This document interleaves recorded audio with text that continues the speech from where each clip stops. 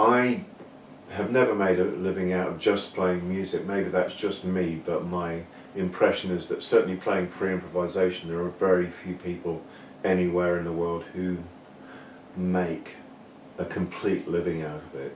Maybe a dozen or something. So how do you put together a different portfolio of activities to keep you going? Well, I'm what they call a .7 lecturer at University of Westminster.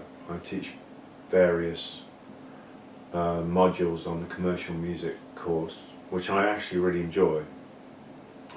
And I also write music for TV and film.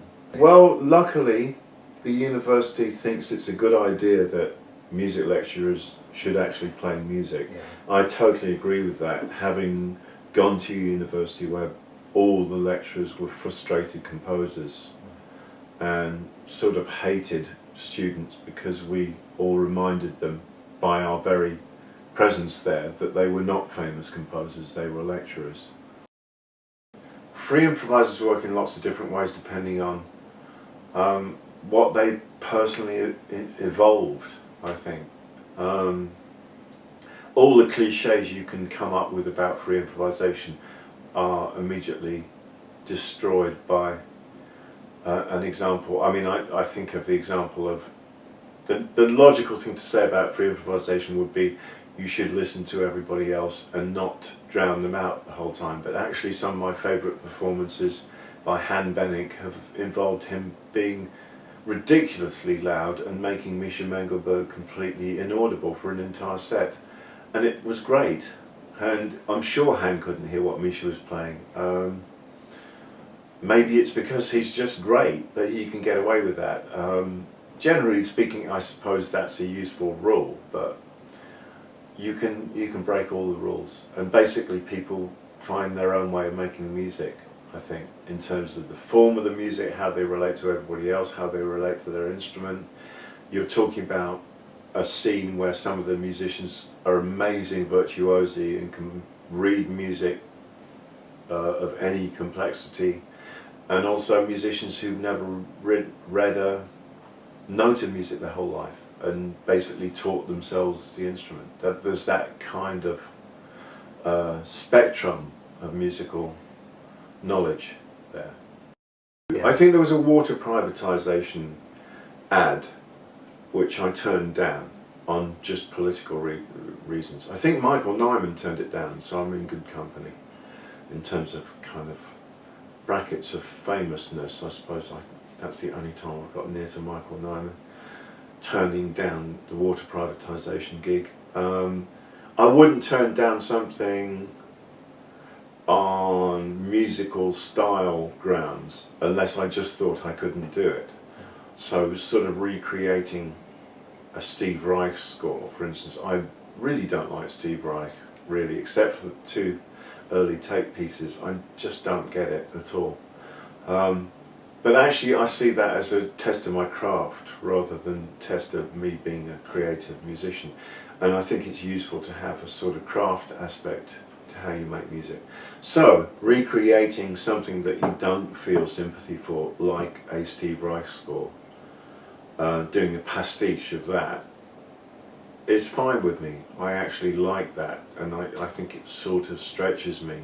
It didn't make me like Steve Reich anymore by the time I'd finished doing it, but I did think, okay, I am able to do things that I don't identify with, and I think that's probably a good thing, sometimes at least.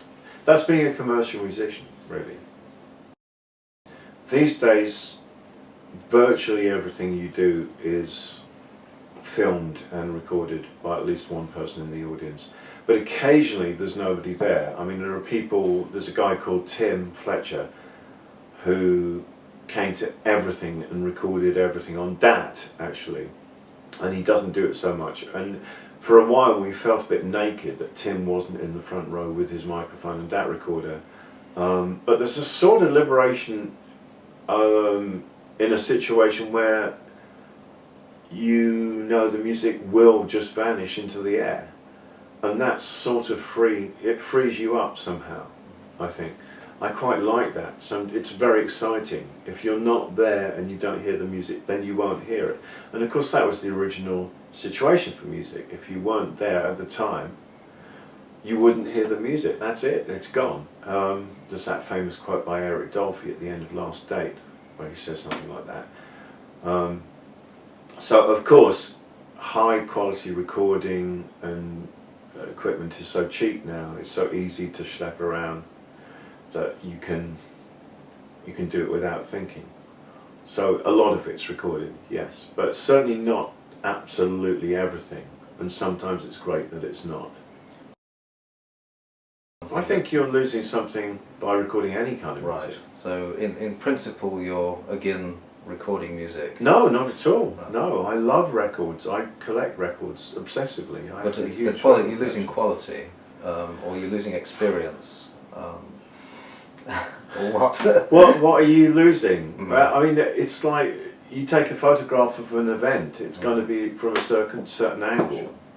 No photograph will include everything about that event, even if it's just a couple of people sitting talking. There's endless angles you can take a picture of somebody from. And I think it's the same with recording. There's endless ways you can record music. And they all lose something of the original event, but perhaps they gain something. Maybe, you know, you might hear something that you didn't hear if you were sitting at the back of the hall. But I think that's true of every interesting piece of music. I mean, Adorno said something like, a symphony in which nothing goes wrong is a symphony in which nothing can go wrong. Adorno said something like, a symphony in which nothing can go wrong is a symphony in which nothing happens anyway, or something like that. And so even if we're talking about completely notated music, the performance is very important, I think. And recording that and listening to the recording, you'll lose something. Of course you will. So what's the magic of performance? The magic of performance. Of liveness. Yeah. Well, it's the magic of humanity, isn't it? It's like, do you want to talk to a robot or a person? It's as simple as that. I mean, that's the magic. It's human beings creating something. Well, when you're performing, do you think about the audience, or do you think about the performance, or do you think about both? Oh, okay. I think it varies between gigs.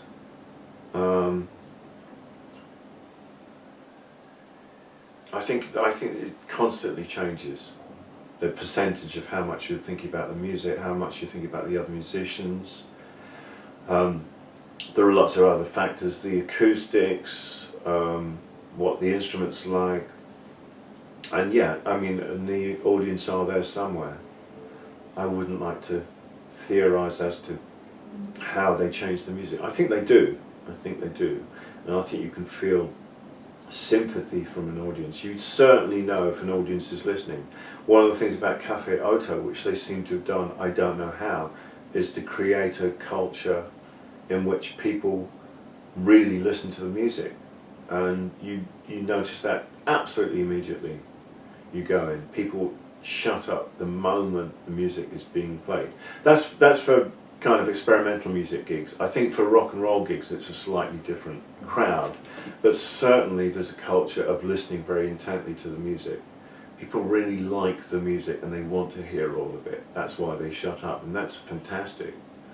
And that's very encouraging. I think that has a huge effect on how you play. Do you think your kind of music gets enough recognition from critics or funders or broadcasters, just to name 3 categories? Okay. Well, there are always exceptions, of course. I mean, generally, of course, the answer is no, of course it doesn't. But of course there are critics out there and broadcasters out there who love the music and do pay attention to it and write about it and broadcast it, of course. But no, generally speaking, it's seen as... to say generally speaking the culture doesn't acknowledge it at all is true, but there are always exceptions, and there are exceptions in quite strange places, like, I don't know, the Financial Times or something. You'll find people writing about the music. And Jazz on 3, for instance, which is a radio show on obviously Radio 3, very often features free improvisation. What do you think about the current download culture as a way of listening to music? I've nothing against that as being a way of listening to music, but I think it's obviously been utterly mishandled by the music industry.